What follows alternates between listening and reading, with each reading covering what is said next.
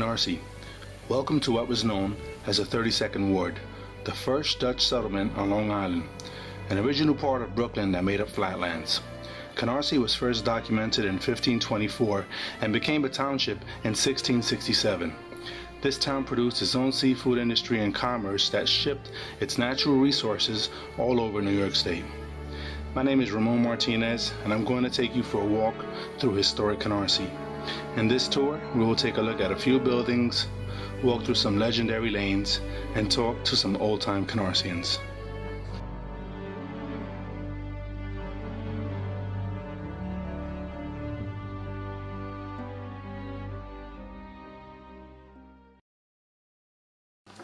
It was a summer home. People came out here for vacation, but the people that were living in these summer homes loved it so much because it was really country. Right. We only had little bungalows on the block. The end of the block, we had farmland, which we used to go for our vegetables and everything else that they sold. What street is that? This is on 98th Street. On 98th and... Between K and L, I live. And the farm was on Avenue K. Okay. And after the war, they built the two-family homes there. Right. So I don't consider that on my block. My block is till the end of the bungalows, Right. which I love very much. And the people that moved out of Canarsie are really crazy Yeah. because they left something good. Yeah, a lot of history behind. They left something good. What are some of the things you remember? Well, about I Canarsie? remember as a child, my mother used to pack a lunch and we went to the beach in Canarsie. Canarsie, right. And we had a lifeguard. And it was such a wonderful place. We had everything there that you would have in Coney Island. Sure. We had all the rides, all the entertainment. We also had the Oasis, which was a bar. Right. So now, you remember the rides. Are you referring to Golden City Park? Yes. Golden The City Golden Park. City Park. So Golden City Park... Was the park on that side. I only believe in Canarsie Beach, the Canarsie Beach Park. this side. Okay. See, she knows Canarsie, the other part. The Golden City Park. You remember Golden City? Yeah, where the park is, that's what she knows. She's across the, the tracks from me. Right. And we had rides. I remember my brother had a concession on Rockaway Parkway where they throw the ball and you get a prize. Right. And we went to the beach every week. Wow. And then sometimes we were there like every day. And there's so much I could tell you about Canarsie, but I feel everything's lost in my mind now. It's okay. In fact, I have pictures, but I couldn't find them. My daughter you put them can't somewhere, find she don't remember where, with us sitting on the beach. And my brothers used to jump off the pier Really? in Canarsie, the Canarsie Pier. Did you ever see the Canarsie Pier? The original pier? No. Well, Well, now they take a walk down there. Right. They did a nice And my job. brothers used to jump off. We also had, remember we had a boat that used to take us to Rockaway to watch the fireworks. Right. And You remember what the name of that boat was or anything like Excuse that? me? Do you remember what the name of the boat was? The boat they used to that's take you one to of the these, Rockaways? what do you call boats? Like an excursion boat? Yeah, like a small little excursion boat. Because there was no Belt Parkway. There was no Quonset huts. There was no project where he lived. Right. I mean, this was all open land. It was all open land. And we never had a supermarket like they have now. We had, where I lived, we had the A&P, Bohacks, and there was another store. Well, we used to shop in a little fair, grocery store. And Avenue L was beautiful. Yeah. It wasn't congested. It was nice. What was on Avenue L that you remember? All the stores that we wanted. Really? We had butchers, we had bakery, the best bakery in town. Reinhardt. Reinhardt's Bakery? Yeah, the best.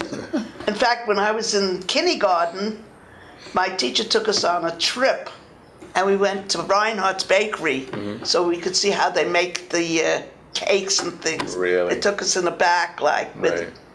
ovens were. And then they gave us what do you call it? How do you call that there? It's like white top. What do you call that? Like I forgot the name of that cake. Like a funnel cake, you mean? No. Like it's a crumb cake. A crumb cake, okay. Ever since then, that's all I like is crumb cake. Yeah. I remember it as a child. Right. And we had a police station as we have now. Where was the police station that you Was remember? 69. Was And it was on Glenwood Road? Yeah. yes. Right.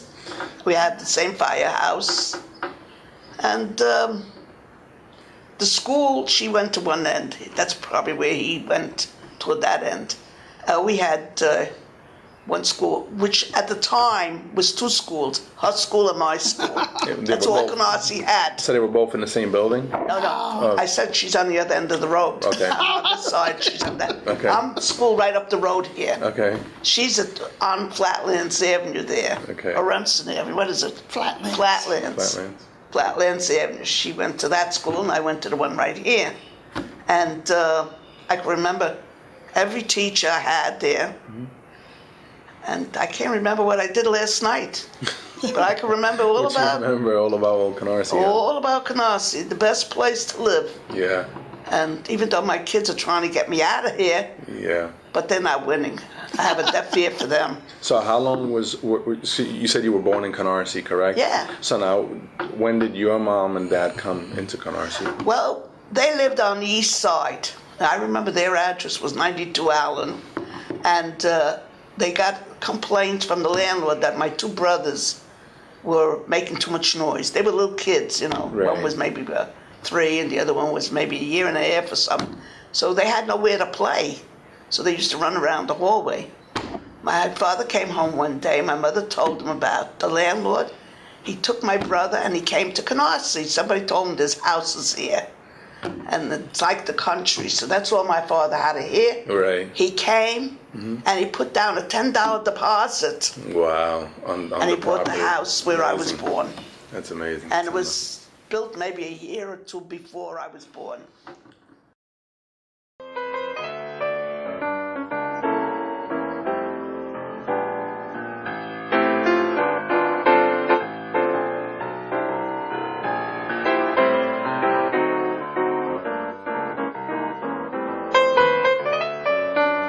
We're here in front of the home of C. Lemkin. C. Lemkin was one of Canarsie's oldest residents, 9512 Flatlands Avenue.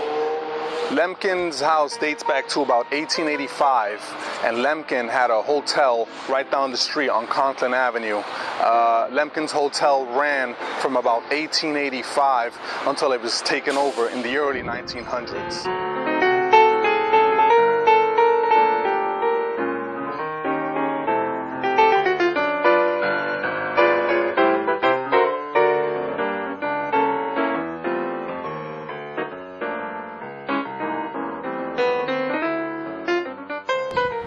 So we're standing now in front of the Biggs home.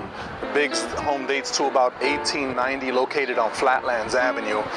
And what's really interesting about this large home is one of the few Victorians that we still have left in Canarsie. And the original barn house is still attached to the back of the house. Most of these barn houses have been torn down or they've been reconverted into garages for 21st century vehicles. And what's also interesting about this house is that the house belonged to William Biggs, and William Biggs is known for his hotel, which was called Biggs All-American Hotel. And this hotel was located over by the Canarsie shore.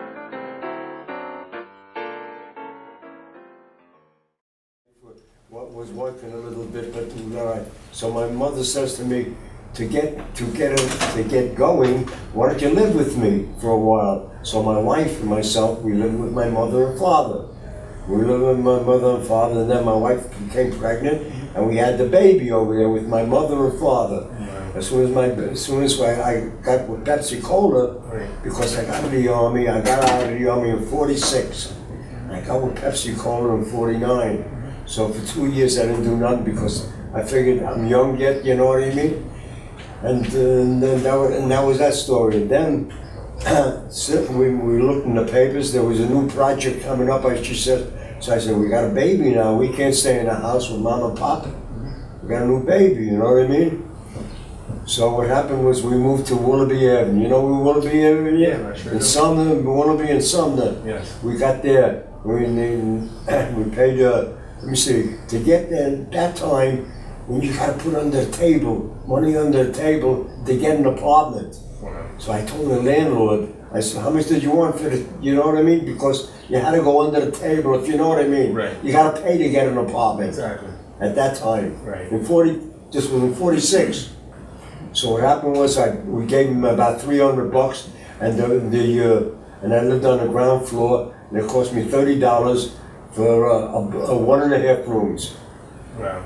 About $30, you know what I mean? Yeah. I was there for about, let me see, about 7 years, you know, until this thing came out on the paper that they're building Bayview. Right. You know what I mean? They're And then you building decided to Bayview. stay in Bayview for Yeah, I 61 put an years. application. I put an application, Right. and I was making enough money to get in there, because when you work for a company in this union, they give you good money. You know, everything was paid for. You know what I mean? Right. And thank God everything worked out beautifully. And we moved here. I had, like I said before, $30, something like that. I paid it, and then when I went to Canarsie, it raised to $93.50. Now you got to understand how I was shaking. Yeah, no. I had 2 children. Oh, I didn't tell you about my wife when she was pregnant for my daughter. Right. The ceiling fell on her head. Get out of here. Yes, she went to the hospital. Thank God nothing happened to her. Nothing happened to the baby. Wow. But everything turned out beautifully. You gotta see my daughter. She's gorgeous and married, children, things like that. You know what I mean? Wow. Oh, my daughter don't have no children. She's divorced, incidentally. Okay. But she married. She was married for 10 years. Yeah. Anyways, it cost me $20,000 for a wedding. Yeah. And I tell her how many times I want it back. Give me back. What did she say? Give me back. You know what I mean? Yeah. It was fun. I'm telling you, it was great. So now, being that you were at Bayview, do you remember Golden City Park here at Canarsie? Of course. Yeah. It was right in the back there. There used to be a Golden. There was little places like. It was for a lot of colored people. Oh, really? It was strictly for colored people. I didn't know that. Yes, most of them. The drink and everything. It was yes. That's what it was mostly. Yeah. And after that, I remember very well. You know what I mean? And there was bar and grills over there and everything. You know what I mean? And this in 1949, don't forget, you know what I mean? Right. That's when I started with Pepsi. And I was the only truck over here. I mentioned that before to you, remember? Yeah, you did. Yeah. And that's what it is.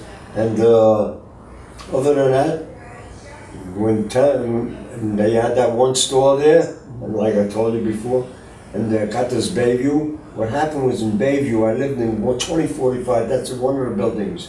And when I lived in one of the buildings, they gave me 2 rooms, now 4 rooms I had. But on the ground floor they put me because I wanted the lowest rent there is. Right. So they got me in the lowest rent, which was terrible because the kids, there were so many children Right. running up and down the stairs. I had migraines every day. Wow. So what happens, I had to go to a doctor. I got a notice, I want to be transferred. Since then, 2 years I lived there. Then I got out. Where I am now, that's where I am now. Wow. So why did you stay in Bayview for so long? Why? Yeah. Because my children were young yet. They were young, you know what I mean? They're growing up, you know what I mean? And I can afford it, you know what I mean? Right. It was tough. You know, incidentally, Pepsi Cola, when I was there in 1950 something, they went on strike for a year. Right. 1 year, and I survived That's amazing. because I drove a cab. We're about to approach a very old prominent house here in Canarsie. It's the Judge Wilson House. Now, the Judge Wilson House has been here since 1867. The descendants of Judge Wilson actually still live here. We're going to speak to Miss Luck, Miss Irene Luck, who's actually still living in the house and has been in Canarsie her entire life. Hi Irene, how are you? Hiya. Coming in? Yes.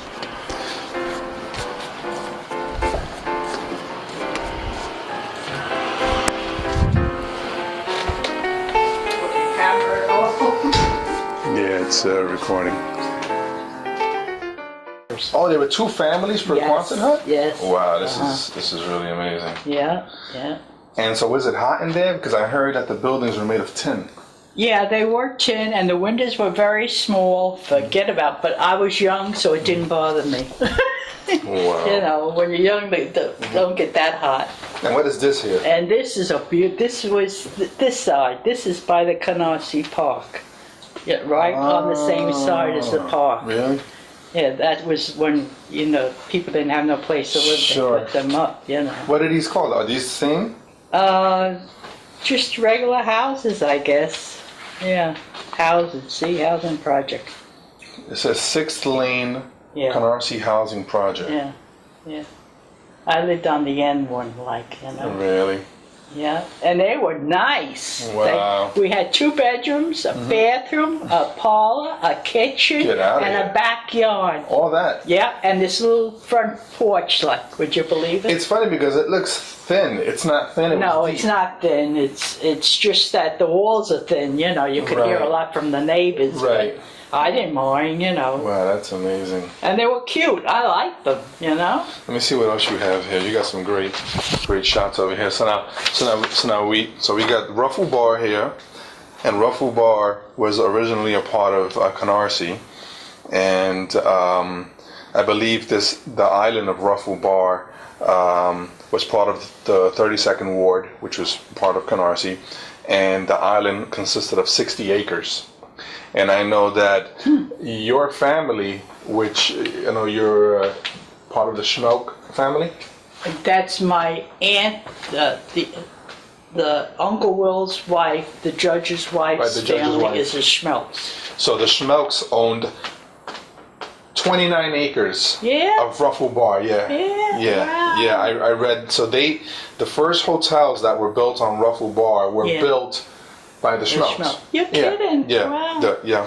That's great. Yeah, I read I didn't that. know that. Yeah. So they owned a lot of that land, and Ah. and they built on the Now this is the Arcadia. Arcadia Inn.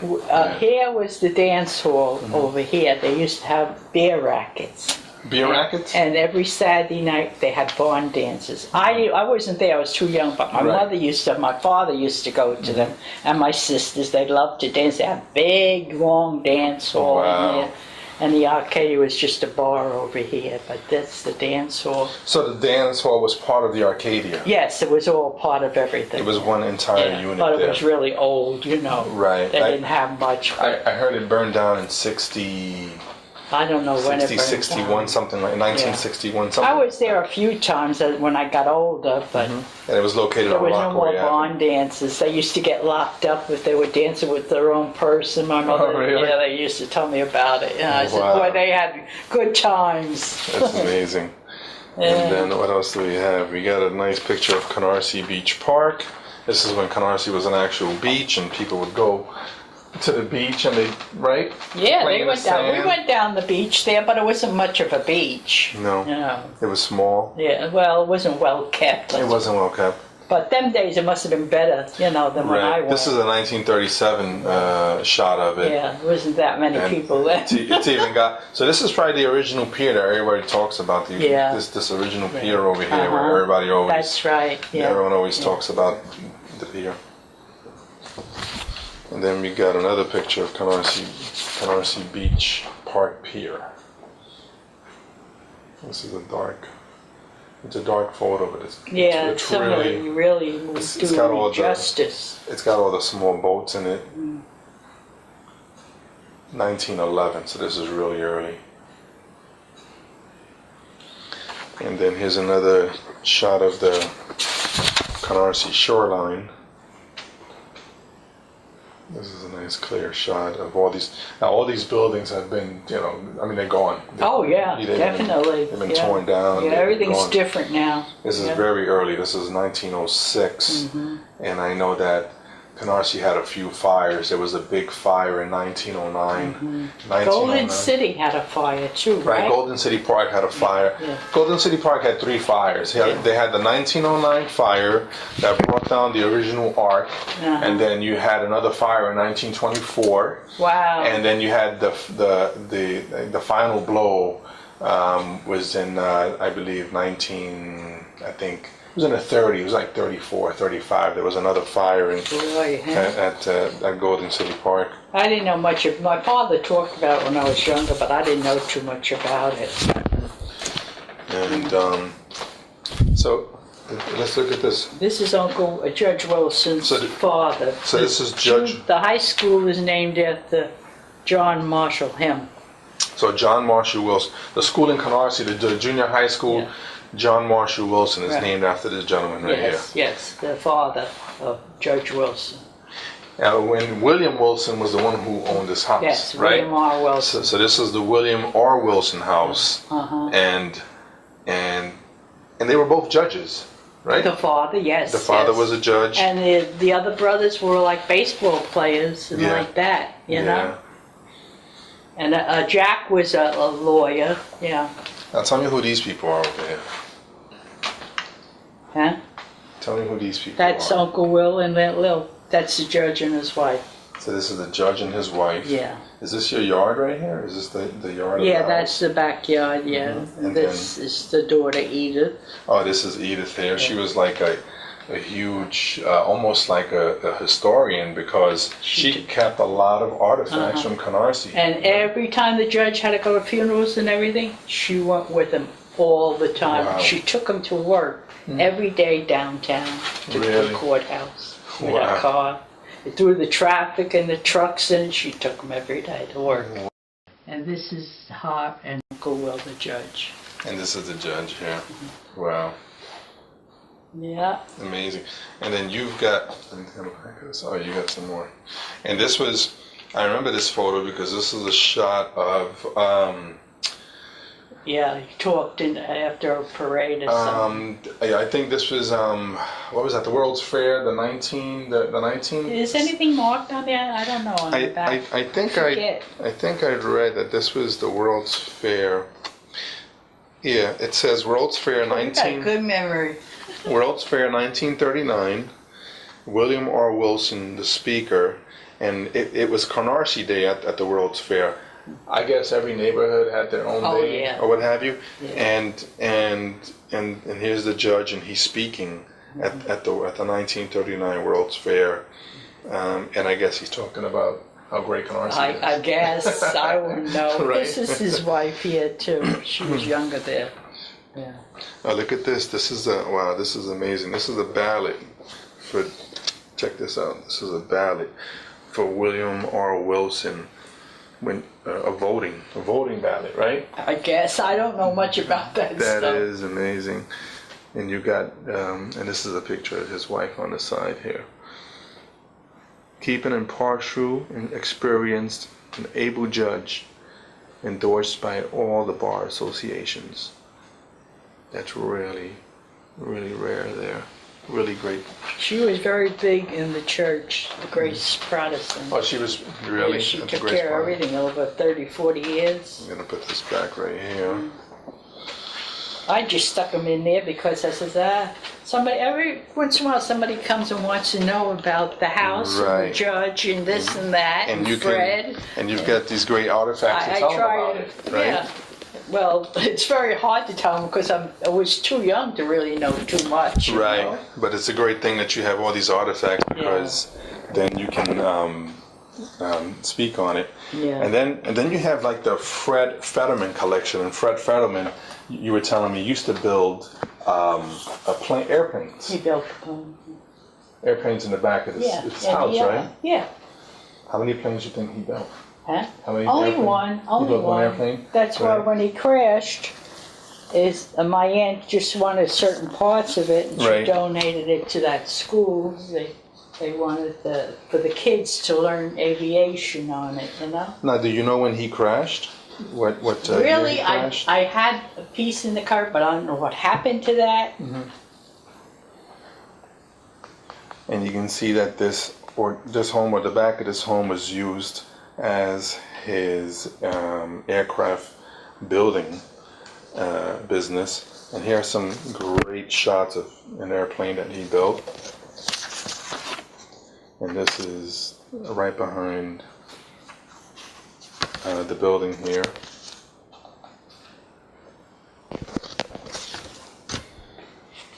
And here's a really nice shot. Smaller, but it's a nice shot of the house right behind, and you can see the airplane being built. And you said that he would disassemble the airplanes and then bring them He over had to to, because you see, he couldn't go through. I don't think, unless he did go through the streets with it. I don't know. Right, there wasn't a lot built, so with all the locks and everything, I guess he could have, right? Did that. I guess he could have. Yeah, because it was all lots years ago and farms, you know. So I don't know what to tell you. And then you were telling me that this book here is called Wings for Life, and it talks about a lot of the old aviators.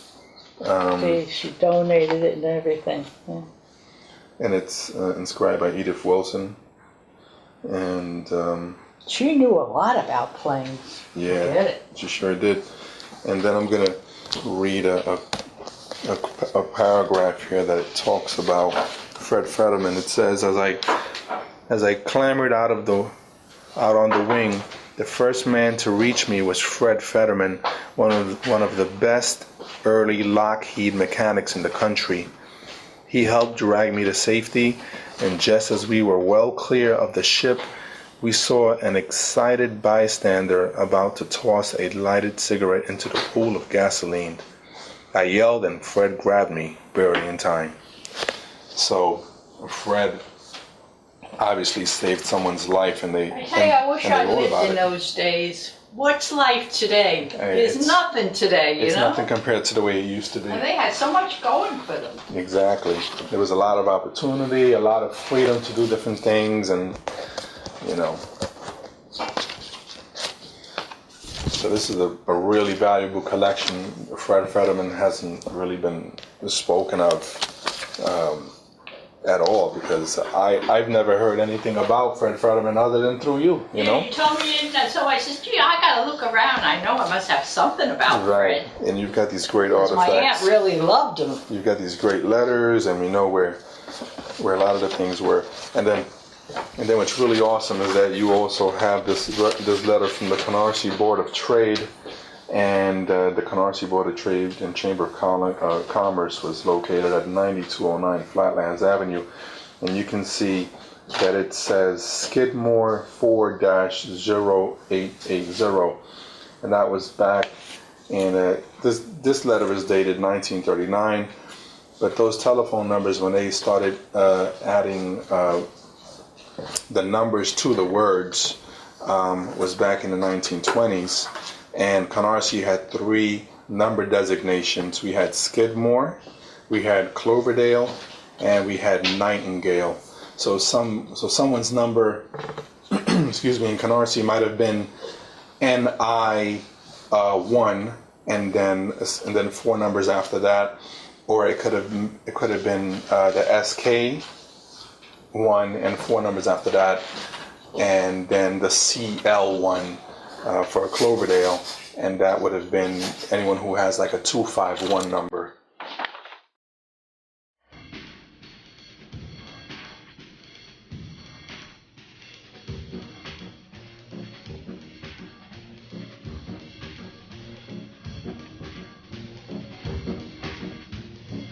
Did you know that Canarsie had a tourist industry that brought in over 60,000 visitors when its resident population was only 2,000 in 1880? This all began with Dr. Richard H. Thomas. He became fascinated with turning a town into a huge network of resorts, steamships, and all of that would only be possible with a fleet of steam trains to bring tourism and commerce into Canarsie. In 1862, he set forth his vision, and by 1863, he had set up a charter with a starting capital of $35,000. In 1858, he got property from James Remsen in which to build his railroad. He named 2 men as president and manager. They were DeWitt C. Littlejohn and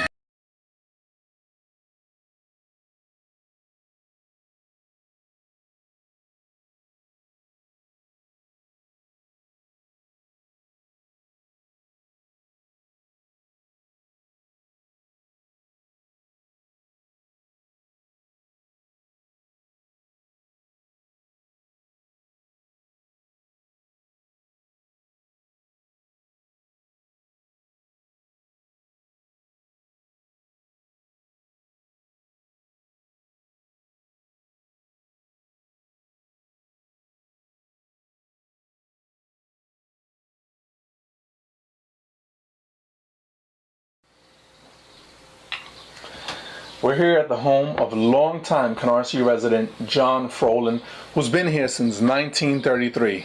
How you doing today, John? I'm fine. All right. Tell me what you remember of Old Canarsie. Okay. I was brought up in this house. My sister and I I was born in this house, I understand.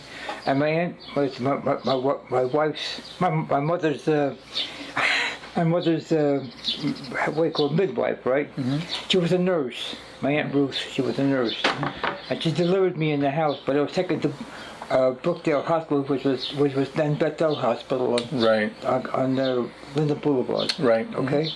And I was born in this house. We had my sister and I. My sister was born in the hospital. Mm-hmm. I forgot which one, but she was born in the hospital. Mm-hmm. I was born in the house. Anyway, I was here. So your father was a house painter? A house painter. So he painted a lot of homes in Canarsie? A lot of homes, and we even did the church. Well, okay, that's another story. That's I'm skipping around. Okay. Now let's don't. Mm-hmm. Now I'm gonna skip now. Okay. When I was about 5-6 years old, mm-hmm. I went to 114 mm-hmm. on Remsen Avenue. Right. Mm-hmm. And my sister also went there. When she became of age. So I went to 114 over there, mm-hmm. on Remsen Avenue. Remsen. And I grew up there. I graduated. Mm-hmm. I graduated in 1948, I believe it was. I graduated in 48. Then I went to Tilton High School. Mm-hmm. And my father, in the meantime, was doing house painting. Mm-hmm. Well, what happened was, in high school, I couldn't get past a certain grade. Wow. So my guidance counselor told me, you got to learn it. You got to go to a trade school. Right. My father said, I'll tell you what I'm going to do. I'm going to have my son paint houses with me, paint with me. Right. So we're going to work with me. Mm-hmm. I was about 16. Mm-hmm. Well, we did a lot of houses. We did an apartment house on 96th Street mm-hmm. and Avenue Wells. There was an apartment house there. Right. We worked inside that house. I even painted the what do you call it, the fire escape. Oh, really? I painted the fire escape. Mm-hmm. And not part of it, of course. And then I learned how to do house painting and stuff. We did a lot of jobs here in Canarsie. So that's what you did most of your life, was the house painting? No. The Korean War broke out mm-hmm. after the Second World War. Oh, yeah, okay. I'm going to skip it again. Mm-hmm. The First World War. Okay. The Second World War. Let's go to the Second World mm-hmm. War. We know about the Hitler took over Germany and we had a fight, right? Right. And what happened was, my father had this car, mm-hmm. and we had to paint the headlights with a black line here and a black line here to keep the lights dim. Right. To keep the lights dim so the enemy won't see us at night. Oh, really? Wow. And my mother was a civil defense. My mother was a civil defense lady. Really? And they used to have on 94th Street. They have what they call fake accidents or fake bombings. Right. And my mother went out there to give bandages and whatnot. Oh, really? To do things like that during the Second World War. Right. And the war, right, we had ration books. I don't have any, but we had ration books. Right. And we only allowed certain amount of gasoline. My father had a A on his window, on the driver's side. Right. On the driver's, not on the passenger side, I should say. And a big A, a card which said A on it. Okay. That was so that he can get gasoline because he was a house painter. Oh, okay. Because he could use the car for business. Right. Not for pleasure. Right, right. We weren't allowed to use this car for pleasure during the Second World War. So this is the kind of car that your father drove? Just the car, yeah. It's a sack replica. Right. A sack replica. It was Right. a 31. It was a 31 two-door. Okay. Ford. A 32-door. A 31 two-door Ford. Right. We used to go after the war. We went camping, and we put tents here. Right. We put a gate here. Right. We put stuff in it. Oh, really? We put stuff in this side, and my father made up some kind of like a wooden thing back here. Right. And he put that like a platform here. Right. And on top of it, we put some more stuff. More stuff, wow. And everybody was looking, all the neighbors looking at us. Where you go? We're going to Montauk Point. Where'd you go? Montauk Point, the State Hill State Park. Oh, okay. Near the lighthouse. Okay. Near the lighthouse over there. Oh yeah, okay. Now in Canarsie we had, I called it Golden City Park. When they closed it down, there was a riding academy. A riding academy? A riding academy. With St. Jude's churches, there was a riding academy called the Golden Spur.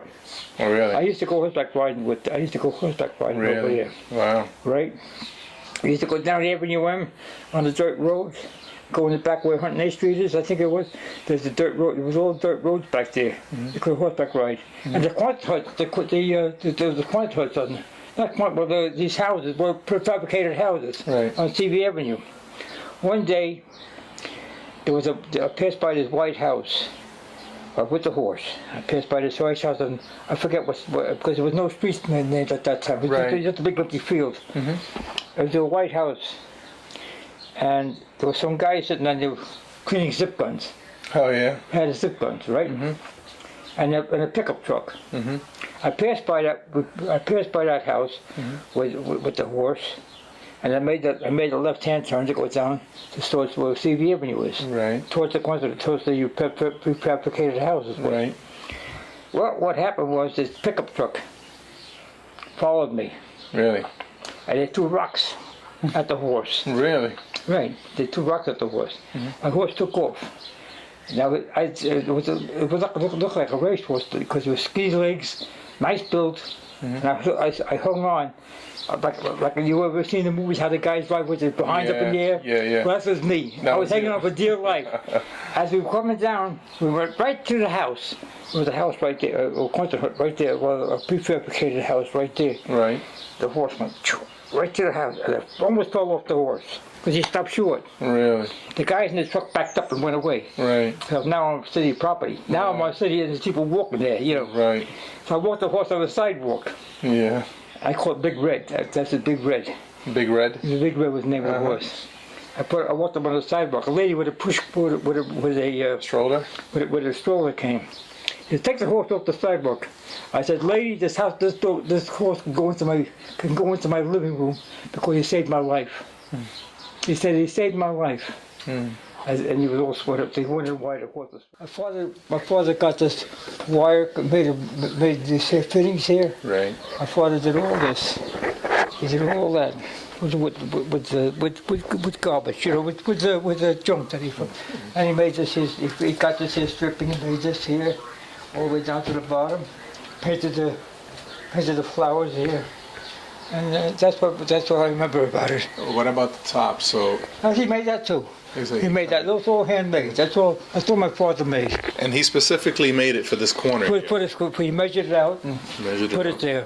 It's really interesting because it says 1931 on it, and it's a one of a kind piece. Yes, it's handmade. You can. It's a handmade piece by your father.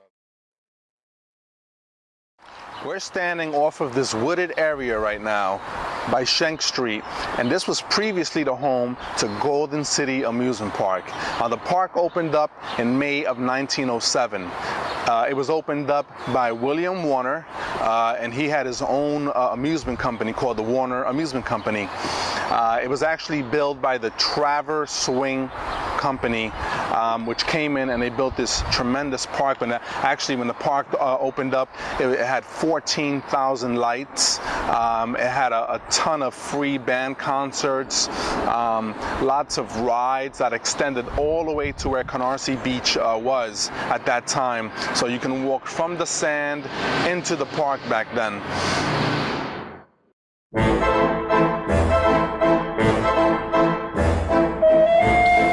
When the park opened up in 1907, Canarsie already had established tourism. As a matter of fact, between 1850 and 1907, when the park opened up, Canarsie already had 40 hotels in existence. In 1909, tragedy struck when there was a huge fire which caused $250,000 worth of damage to Golden City Amusement Park. The next fire that struck after that was in 1924. By 1925, Canarsie opened up again with a huge arena called the Golden City Arena. And the arena featured boxing matches by professional fighters. In 1934 was the final fire that Canarsie Golden City Park had, and that ultimately spelled the end for the park. During the 1920s, Jack and Irving Rosenthal purchased Golden City Amusement Park from William Warner. They are also the same brothers who purchased the Palisades Park out in New Jersey, and they're also the same gentleman who built the Cyclone out in Coney Island.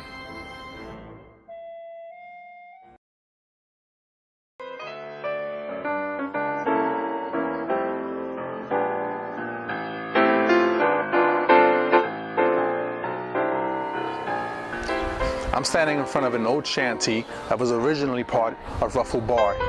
This shanty is one of the last existing buildings that was actually located on Ruffle Bar. If you remember, Ruffle Bar was originally part of Canarsie in the 32nd Ward. The building was brought over by the Schmelk family, who owned about 30 acres of the island. The building was brought over in the 1930s, and it's the only remnant still standing from that island.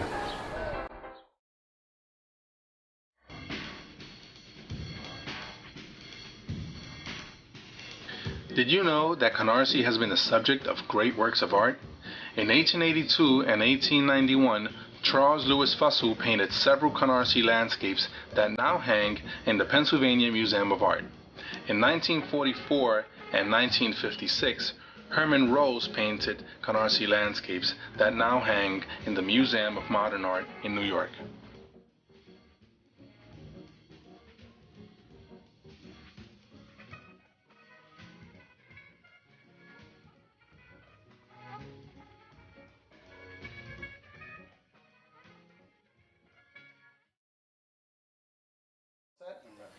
Okay, so we're here in Mrs. Scalisi's house. Mrs. Scalisi has been in Canarsie since 1949, where her husband ran a medical firm here.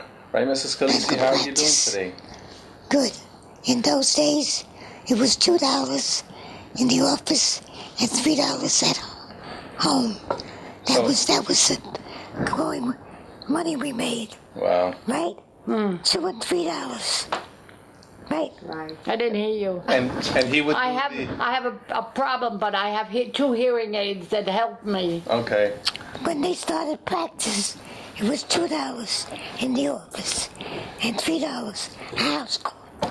For the Yeah. house call. Was it? Yeah. Yeah. So that's when he would go to people's homes. And That's right. Call them, and he would do the house calls, right? That's and so right. his practice was here. We're on 95th and Farragut. Farragut. His brother was a physician before him. Right. In the same place. In the same building. Right here. Right. And they were in Canarsie since the early 1900s. Yeah, they came in They were here a long time. yeah. Yeah.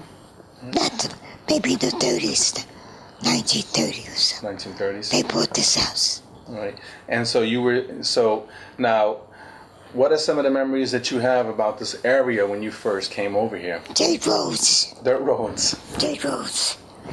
And you traveled on foot a lot of times. There were no cement roads. No. Nothing. It was bad. It was country. In time, It was country. it grew. Yeah. It grew to what?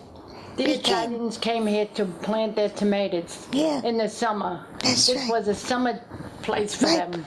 My Country father-in-law, place. Right. And then it became, a place for everything because the war was over and everybody was looking for a place to live. Right. And we had the Quonset huts down by the shore. Right. And once they got rid of the Quonset huts, they needed a house or an apartment. Sure.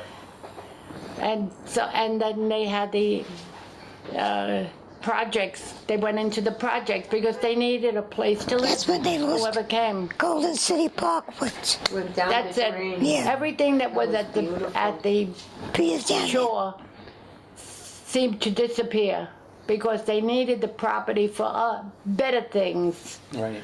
Because the war was over, they needed the property. And everybody we knew were very helpful to one another because we were all in the same situation. The war is over, they were all looking to have a home and have children. Right. And we were very close with the Knights of Columbus, the Lions Club. Right. And we all participated. Right. And we enjoyed each other. And we were very close. We became friends for life. Right. I find that very difficult today. Yeah. It's not so. It's not the same. No. Right? What we had, we don't have now. So now your husband was also a doctor, just like Mrs. Yes, Scalisi's husband that's was right. a doctor. And what was his name? Jacob DeVita. His name is Jacob DeVita, and I'm Louise DeVita. you're Louise DeVita. And I had 3 children here. here in Canarsie. Yeah. And you live right across the street from Right Mrs. across. Scalisi, Yes. Our Yes. children went to school together. right? Yeah. They went the same grade, except that her son was tall and mine was short. So between Danny, They all went to school together. And, That was another Johnny closeness. Belfiore, Right. Tommy was in the middle, protected by these 2 giants. The children got to know each other like not only friends, but we were very close because they went to Holy Family School together. They participated in whatever was happening here. And it was very nice. Now they're all married, they have their own children, and they're not here in Canarsie. They're not here in Canarsie, And right. I'll tell you, I have a son in Westchester. He doesn't like Canarsie. And I have a daughter in Long Island and Rockville Center. Rockville Center.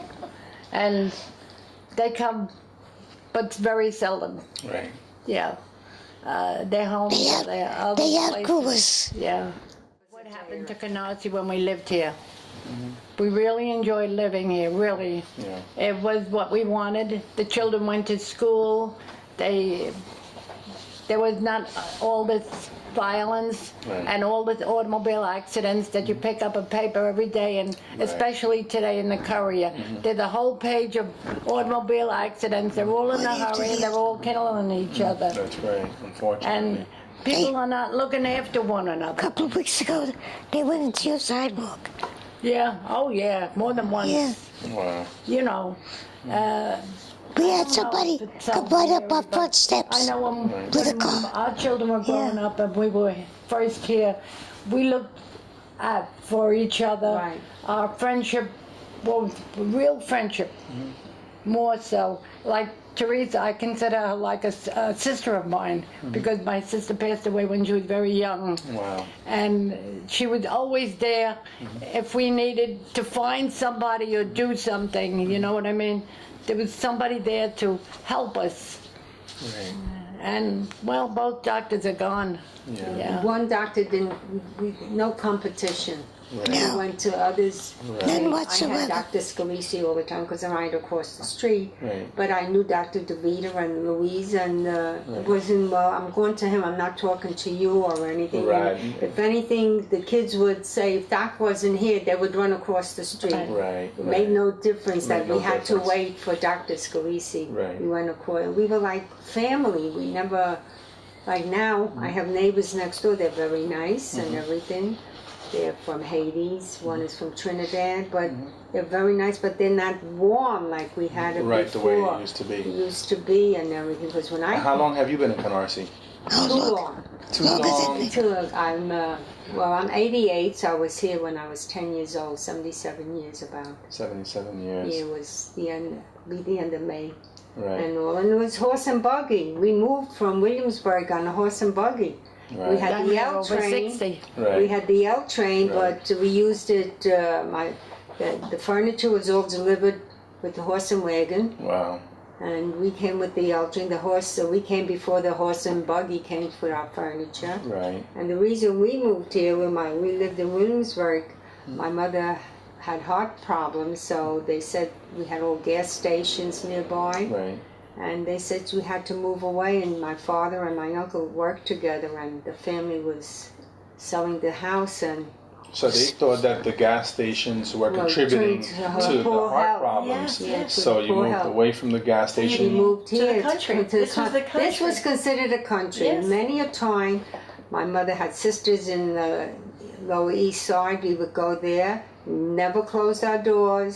Never closed the windows. We would come home and we would find on our kitchen table and would say, Sophie, my mother's name was Sophie. Sophie, we were here, had coffee and everything. Thank you so much. We did the dishes. And this weekends we had company galore because we went to Sophie's house to the country. Right. They would come on a Friday. Each one brought their own food or something. Right. We come here on a Friday. And Sunday, around 3 o'clock, everybody said, goodbye, see you next week. Wow. The children all slept, in one bed. Instead of sleeping lengthwise, we slept across with chairs to hold our feet. Wow. But we had a ball. Wow. And while the adults were in the Rosemary's younger, but... Well, I was born when you moved to Canarsie 77 years ago. So that's a long time. I was also born in Williamsburg. But then my mother bought a house in Ridgewood. Oh, yeah. And that's where I lived until we moved here when I got married. So I'm a latecomer. I came in 1961, 61. which is when everybody else was moving away. Right. A little bit, right? So I'm here now 53 years, and it's a very changed neighborhood, but there were streets and everything. I don't remember trolley cars or dirt roads, and I liked it. It was like a little village. As a matter of fact, every time I met someone, it seemed they had relatives just around the corner. Right. Everybody was related to Yes. somebody, so it was really like a little village. Right. And then they started building more and more houses, and a lot of people were moving away and new people were moving in. And as the new people were moving in, the people who were moving out went to different places. It's Right. not that they all went to the same place. Right. So it's not that you could really say that they left Canarsie to go to another place like Canarsie. Right. They went all over. Even that lady that just left Francis, she said they're in Florida, but they're all in different towns. Right. An hour away, an hour and a half away. My sister, So like yeah. what we had here, you don't have any place else. That's why we love her, because we still keep coming to her, Right. because this is where we feel we are so home away comfortable, from home. And we also have neighbors from Trinidad and Puerto Rico and just Jamaica, a lot of the Hades. my church is all Haitian now. They're all Right. from Haiti. We have a Haitian mass, and really just nice people, really just comfortable with everybody. They're improving their homes. This is not a ghetto. This did not become a slum. Right. It's still a lovely blue-collar neighborhood. And if you have a job and you have family, this is what you want. You want something like this for Right. your family. This is what everybody wants who comes to America. That's why it's so populated, That's right.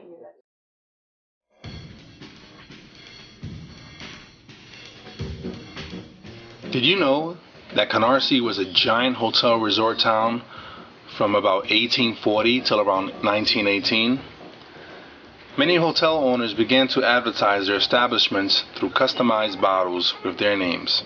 Here are 3 specimens from the 1890s. On the left, you have the North Zan bottle. This bottle most likely held beer. In the middle, you have the Vreeland bottle. The Vreelands were a family that owned many establishments, including a hotel.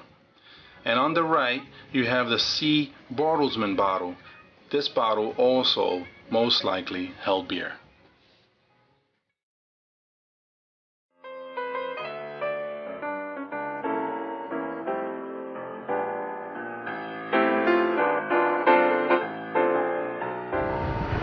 you know, Canarsie had many hotels. We're standing in front of the 1894, what was known as Kaiser's Hotel. Now, originally, this was the entrance right here on the corner. The hotel actually also had courtrooms in the basement. The 69th precinct was previously right next door, and once you got arrested, you went over into this building to see a judge.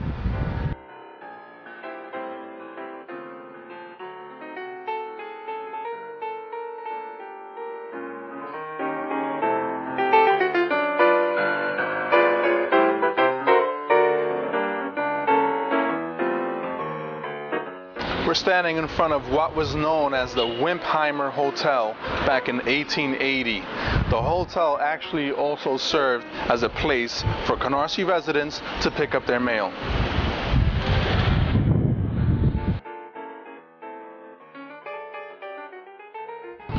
This area here that we're looking at was previously where the Arcadia Inn Hotel were. Next to the Arcadia would have been the Victor Voris Hotel. A little further down, you would have seen Shiland's Hotel, and you would have ended up with the Chris Craft Hotel. And all of these hotels were located here on Rockaway Parkway. Volare, oh, cantare. Oh, let's fly way up to the clouds. So we're sitting here in front of Frank Sedio's house. We got the Honorable Frank Sedio here. It's really good to see you again, Frank. Always a pleasure. Now, Frank has been a longtime resident of Canarsie, and his family here was also here before him. So, Frank, tell me some of the things you remember about growing up in Canarsie. Well, my family's been in Canarsie since 1919, so it's a long time that we spent. As a matter of fact, I was born 10 blocks from this spot, Glenwood Road in East 83rd Street. To me, Canarsie, I've been in Canarsie my entire life. I sit here every day just 10 blocks away from where I was born. Wow. So it's kind of a unique experience for me and for most people when I discuss with them. Canarsie is an enormously interesting community. It's a bedroom community of New York City. It was a bedroom community of the city of Brooklyn when it existed. It's a town that's gone back into way back in the beginning of the 18th century when it was first settled. It was one of the first places settled where there was real population other than Manhattan of the Dutch and then followed by the Germans and English later on. And if you look around and you look at some of the churches, the older churches and things, you'll see that history comes and emanates from them. Both the church over, the Episcopal Church over on East 94th Street in Farragut, the church up the block here, Grace Protestant Church up the block here. So it's kind of an interesting thing. Canarsie is my home. It's funny, I've dedicated pretty much. I've been involved in a lot of things. I started out as a community activist.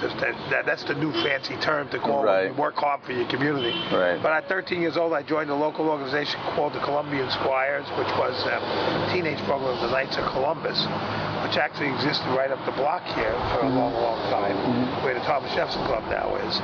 And it was like 1959 when I joined them. Right. And I was also a Boy Scout, the Cub Scout in Our Lady of Miracles, where my family comes from, and which is probably the second oldest Catholic church here in Canarsie. Our Lady of Miracles is celebrating its 75th anniversary in June. And my grandfather was one of the carpenters who actually built the building that's now the church. Wow, look at that. We have a unique history with that parish. All of our family members were baptized there, were raised there in religious instructions, and were married there. And we've even buried all of our families dead in that church. So we're very closely connected to that parish. And in June, when they celebrate the 75th anniversary, they're going to be honoring me as one of the longtime parishioners of the church. Fantastic. And I started from the Squires. I went into it was always the Knights of Columbus, which is one of my most treasured organizations I've ever belonged to. My life taught me and gave me the values and gave me the kind of political education I needed to go on into other things, unknowing, of course, at the time. It was just a matter of growing up and doing things in it, which gave me the organizational skills that I have, whatever little they are, and to make things happen. And from there, I started the local Civic Association here back in 1980. We started we called it the East 90s Civic Association, and it pretty much represented everything from literally from Avenue J up to the Long Island Railroad trestle, from Rockaway Parkway down to Remsen Avenue. Wow. And it was a very successful civic in its time. And we used to have over 200 members come and attend meetings. Of course, we did some really good things, some nice activities. Wow. So it was an important, that was the beginning of that, but I was also a police officer, and because of where I worked, I would cover Canarsie as well. Part of my responsibility was to cover Canarsie as the Community Affairs Officer in Brooklyn South, which I did for over 14 years before I moved on into other things. Community work. I got involved in politics when I was 18 years old. Wow. And when I was 18, I started working on a campaign for a gentleman by the name of Frank Brasco, who was the congressman running for Congress at the time, around 1963. And got involved in his campaign, and that got me my first taste in politics. It got me really, really interested in it. Wow. And next year will be my 50th anniversary doing that. Wow, fantastic. You know, I remember you telling me a story about when you guys were moving the flagpole that used to belong to the 69th Precinct. That's right. The original 69th Precinct station house was on Glenwood Road, between East 94th and East 95th Street. It was just a big old house, similar to this one. Right. And it was the station house for years. And in 1972, we opened the new 69th Precinct on Foster Avenue. Right. The building remained empty, and the flagpole was there. And we moved that flagpole over to the corner of East 95th Street and Conklin Avenue, which was, at that time, the Knights of Columbus building. Right. And it still stands there today in the front yard of the house that was built there. So exactly. Wow. I have to tell you, I keep on looking at it and trying to figure out a way how I'm going to take it and bring it over here at some point and plant it in the ground in front of this house, is what I'd like to do. The history of that flagpole. But it just said it's there, and it said it is decaying. They don't know what to do with it, I think. Exactly. That's part of the problem. Yeah. So one of these days I'll figure out something, maybe with Con Ed or somebody, to get it over this way and try and put it over here on the property. It'd be a nice thing to put on the corner. You told me it was deeply interred into the ground, down right? about 12 feet into the ground. So that's part of the problem, is that we'd probably never be able to get it out of the ground that way. We'd have to cut it. Cut it, and then shrink it down by a few feet to plant it into the ground. But still be a good memento of what Canarsie was all about. Now, what are some of the things you remember about the way Canarsie was laid out? Well, the Canarsie has two parts. There's really two parts of Canarsie that a lot of people don't realize. There's the area that runs from around Remsen Avenue, maybe East 88th Street on the west, all the way out to around 102nd Street. And from Foster Avenue, which is the north end for Avenue D up there, down to the water. That section was what we call Old Canarsie. It's where we're sitting right now. If you drive through these sections, you'll see most of the houses were built in the 20s. Most of them, although, by the way, this house is 110 years old this year. That's right. It was built in 1904. And there's a few homes like this, the one across the street, which is now the doctor's office. Right. There was one that got knocked down, that's renovated right up the block on the corner of 94th. There's also, and the few that if you're going down Flatlands from here to pretty much up to 96th Street, you'll see a number of houses like mine. And the old houses have been converted into offices and business space like that. Yeah. And this part of Canarsie was created for the most part around these houses. And they were all a result of the amusement park that existed down by the Shore Golden City Amusement Park, which at the time in the 1900s, or early 1900s, became a real summer resort area for people. Remember, we didn't have to build park until the early 30s. Right. So this was all one big playland. Right. There was only one way to get there, and that was through the Canarsie line, what we call now the L train. Right. But the L train used to extend by trolley all the way down to Canarsie Shore. Right. And it ran by a series of railroad tracks that exist, that many of the areas where they were still exist today. Right. If you go up by Savizio Fence over here, right next to their building on 95th, and right next to them. That's the right-of-way for the railroad. The same thing with the lot across the street is part of it. Some of it's been taken over and it was sold over the years, but for the most part, until 1970s when Canarsie High School was built, even that had the power station for all of this. So it's a very interesting area. That's right. And from about 102nd Street up to like what is now 108th Street, there were no homes there either. Right. That was another area that was still very, very few bungalows, a lot of the old-time clammers, and that area was actually about 2 inches underwater. Wow. It was very interesting because we would go out there were a couple of boat yards along the creek over there on Spring Creek, which is now really too low to do anything about it. But back then it was a full creek. And we would go out there and you walk on boards to get out because there was about 2 inches of water that covered that whole area.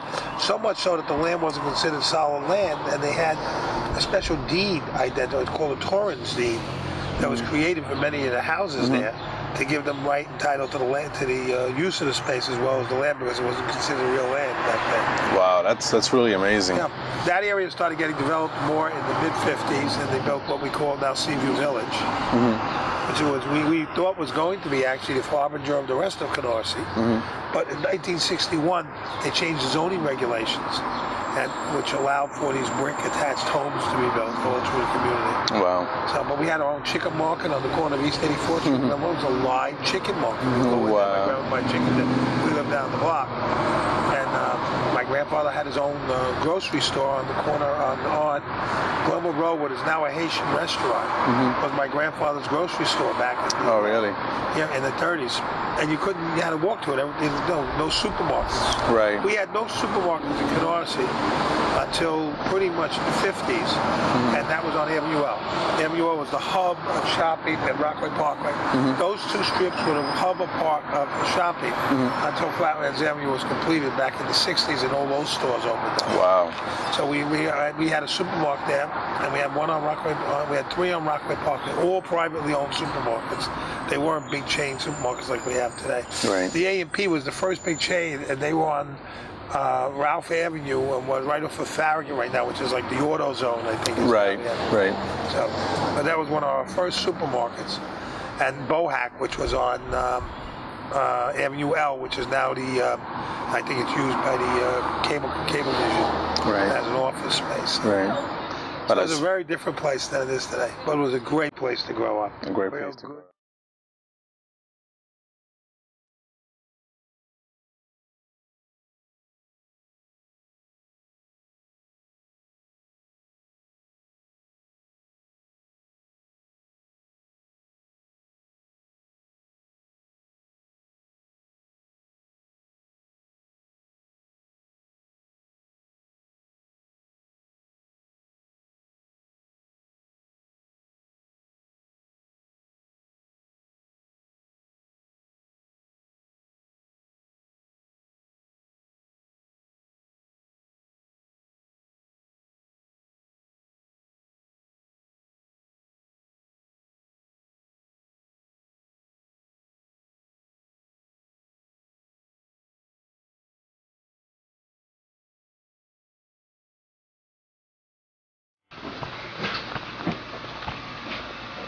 So Canarsie firefighting history started back in 1859 on a firehouse on Rockaway Parkway.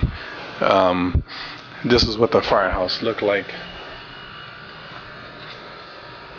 Originally, it was just torn down about 2 years ago.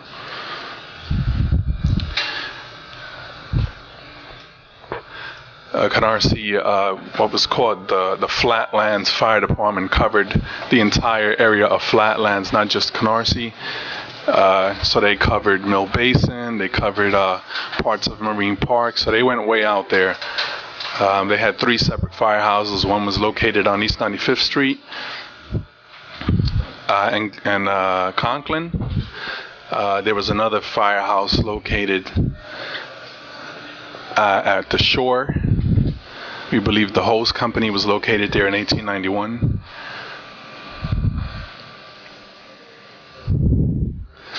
And there was a gentleman who was a retired firefighter who had a house on on 95th and Avenue L. And his house, although it wasn't a firehouse, what he did is he put a bell on top of his house, and he would sound the alarm if he knew of a fire that was going on. And a lot of people believe that his house was a firehouse, but indeed it was just kind of like a building that commemorated Canarsie firefighting history.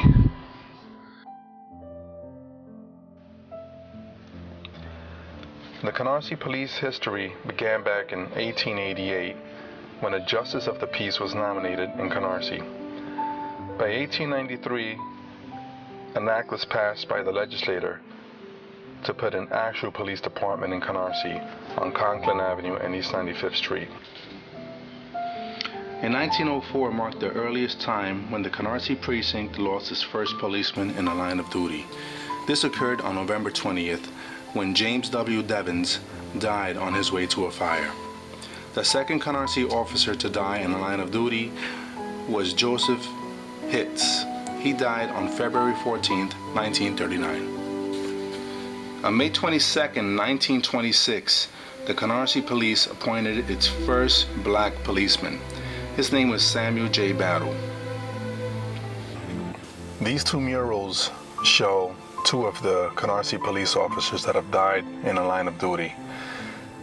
We have Raymond.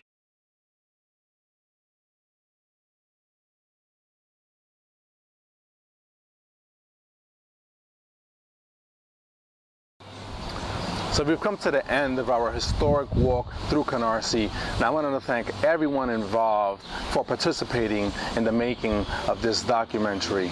And remember, there's more to Canarsie history.